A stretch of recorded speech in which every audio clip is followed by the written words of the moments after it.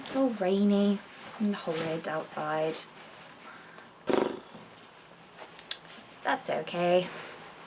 We'll make it lovely inside. Am I level camera or not?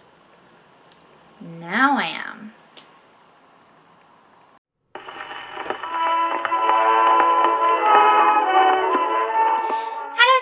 And welcome back to my channel. So today I thought I would do another sit down and sort of talky video, since I have just uploaded a video explaining, or not explaining, showing you some of my favourite vintage items from throughout the years, and what I consider to be kind of my investment pieces. I thought that it would be a really good idea if I put together a video explaining things that I think you should look out for when adding pieces to your vintage collection.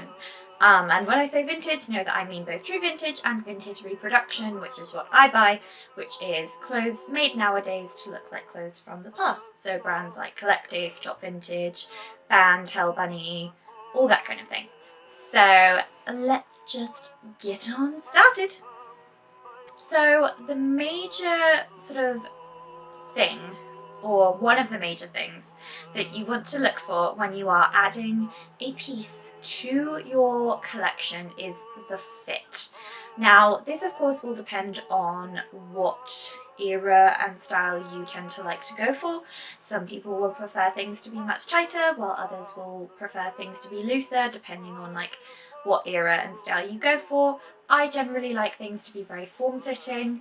I don't like anything that's really long and flowy and loose. That's just my personal comfort level. So when you are buying an item, I love shopping in person. I do most of my shopping online now because since I've moved home there aren't really that many vintage shops near me.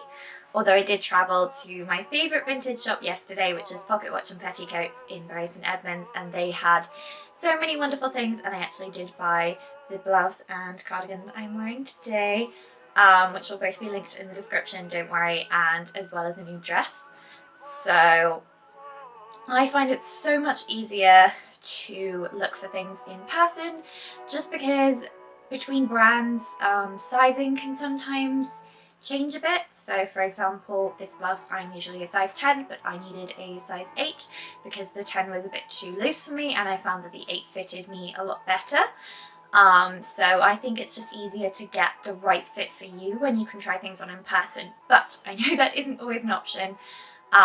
So definitely when you receive an item, try it on immediately, of course, very carefully, so that you can return it if you have to, and check that it fits properly around the bust, around the waist. If it's tight fitting, make sure that it fits around your legs properly, and that it's not too tight where you're kind of like you can't walk, and make sure that you can lift your arms properly and you can move around, make sure you can turn, just do everything. Consider, can you sit down in it? Can you stand up in it?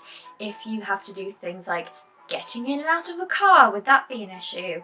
Could you run if you had to run for a bus, or, you know, all of those kinds of things. You really want to consider how the item fits.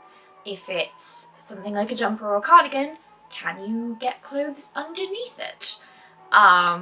Just these are all things to consider when you are adding to your vintage wardrobe.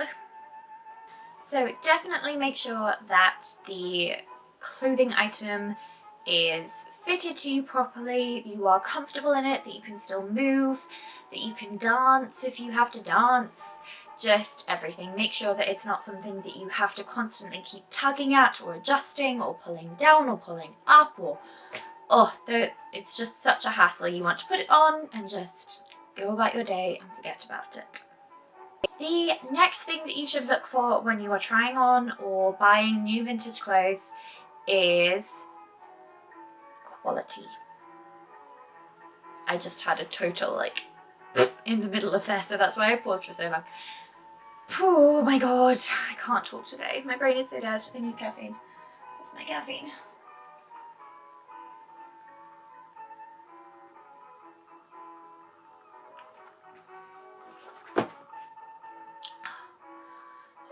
Okay, that's a bit better.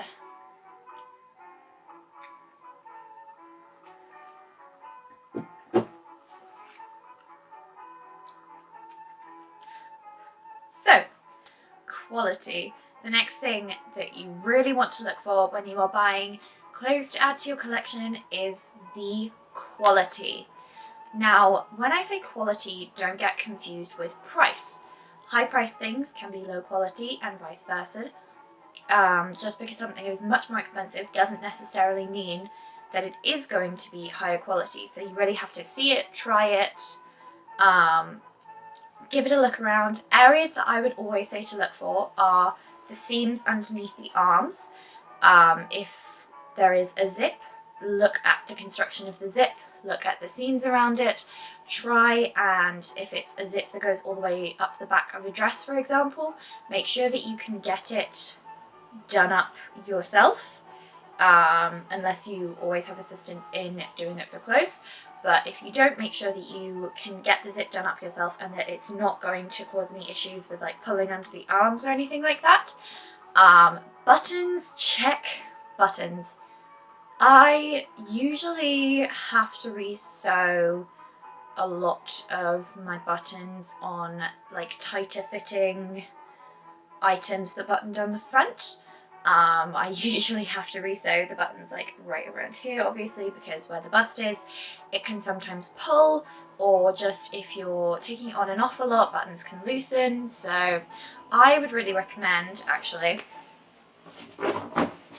this is my button box. It's an old shoe box, and it is full of the spare buttons that come on garments. And I keep these buttons with my sewing kit. So whenever a button comes off an item, I know that the spare button is in this box. So if the original button gets lost, usually if I can see that a button is at the end of its life, I will snip it off and re-sew it myself. But if I do lose a button while I'm out and about, then I know the spare is in this box and I know that I can just sew it back on. So I would really recommend having a sewing box which has all of your buttons and a little sewing kit in there. So for example, the blouse that I'm wearing right now, which as I said I got yesterday. Where is that gone? I hate these little plastic things. Ha! These things. I hate these things. But for example, these are 2 spare buttons for this blouse. So I take the buttons, I put them in the box. I know they are safe. I know they're in the box. So that's just a brief aside, sorry. But yes, check the buttons, check the fit of the garment, check the length of the garment. If there is a hem, is it hemmed properly? If they are trousers, are they cut properly? Is the zip done properly? If there is a hook and eye fastening, is that sewn up properly, or is it going to fall off? These are all things that you have to look at, because you want, the ideal is to fill your wardrobe with quality items that you won't have to replace very often, if at all, so that you don't have to keep constantly buying new clothes, because that is bad both for your wallet and for the environment, because you don't want to be wasteful. You want to have lots of things that you can wear over and over and over again. So yes, definitely check on the quality of the item. So we've done fit, we've done quality, sizing kind of goes along with fit, and now let's talk about versatility. So I find this to be one of the most important things when I am buying my clothes, is I want them to be versatile. I want to be able to wear them with everything. For example, today I am wearing a blouse with a dress with a cardigan, and the cardigan is cinched in with a belt. This, by the way, is a fantastic way to shorten slightly longer cardigans. So you just put the belt on and then you tuck the excess fabric underneath the belt, and then it makes it sit on your waist if the cardigan is slightly longer. So that's just a little tip for you there, but when you're buying an item, you want to think to yourself, can I wear it with 4 outfits? So if it's a dress, in my opinion, a dress is an outfit in itself, but could you wear the dress with cardigans? Could you wear the dress with belts? Could you wear the dress with lots of different pairs of shoes? Could you wear the dress through seasons? So that's kind of a versatility thing for dresses. But for things like shirts and cardigans and skirts, will they go with 4 outfits that you already have? So the idea is you don't necessarily want to have to go out and buy new things to go with the, the item. You don't want to have to shop specifically for the item. You want the item to fit in to what you already have. So that's how I tend to do it. I tend to, when I'm trying on an item, think, okay, this is awesome, I could wear this with this skirt and this belt, or I could wear this skirt with this jumper, but I could also wear it with this blouse, and I could also wear it with blah blah blah blah blah. And think over like that. So you're always thinking in terms of a complete outfit, and you know that it will fit really nicely into your wardrobe. This again means that you don't have to, you don't end up with loads of items of clothing that are kind of a bit mismatched and don't really go with many things, and you never wear them because maybe they fit really lovely and they're really lovely quality, but you have nothing to wear them with. Or you have to go out and buy even more things to go with the thing that you just bought. So making sure that they're really versatile is definitely important. If the item is season specific, so for example, a really summery pair of shorts or a really wintry dress with like a fur collar, are you going to get enough wear out of the item over the season to make it worth it? So for example, let's go with the wintry dress. Are you going to wear it a lot, or are you only going to wear it once? And if you're only going to wear it once, is there too much of a point in getting it? It's different with things like occasion wear, which obviously you don't get as much opportunity to wear anyways, but if you're just buying something that's just, that you intend to wear more frequently, you want to make sure that you're going to wear it as much as possible, especially if it is going to be confined to like a really cold or a really hot climate, because it's just best to have things that you wear a lot, if you're going to invest in them, especially if they are more expensive. I love this. This is so cool. Such a cute shirt. So in general, those are my main things that I think you should look out for in adding clothes to your collection. So the sizing and the fit, the quality and the versatility of the item. I hope that this is helpful and that it wasn't too much of a, well, duh, kind of guide.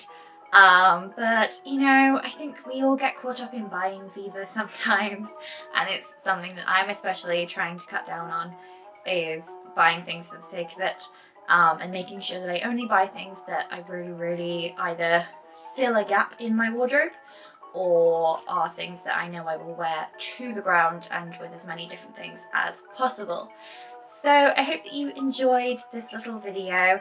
I had a really fun time talking about this, and I hope that you will continue to watch my videos. Maybe you should subscribe if you've watched quite a few of my videos, and go back and watch my other videos.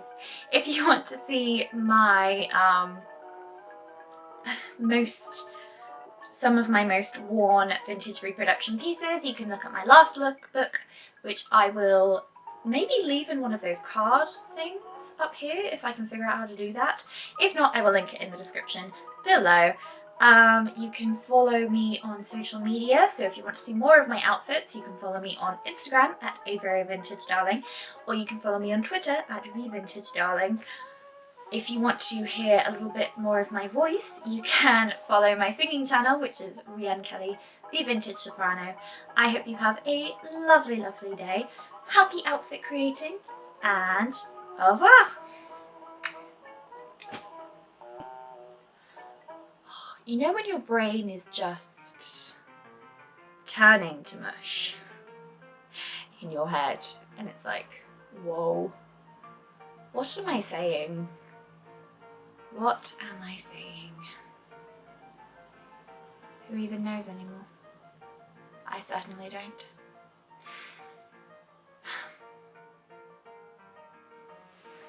My makeup matches my outfit, and it's really, really making me very, very happy.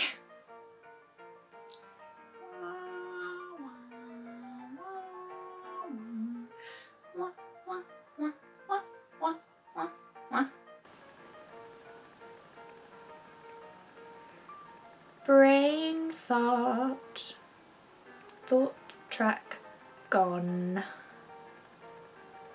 Huh. Hope that thought wasn't important, because just flown away.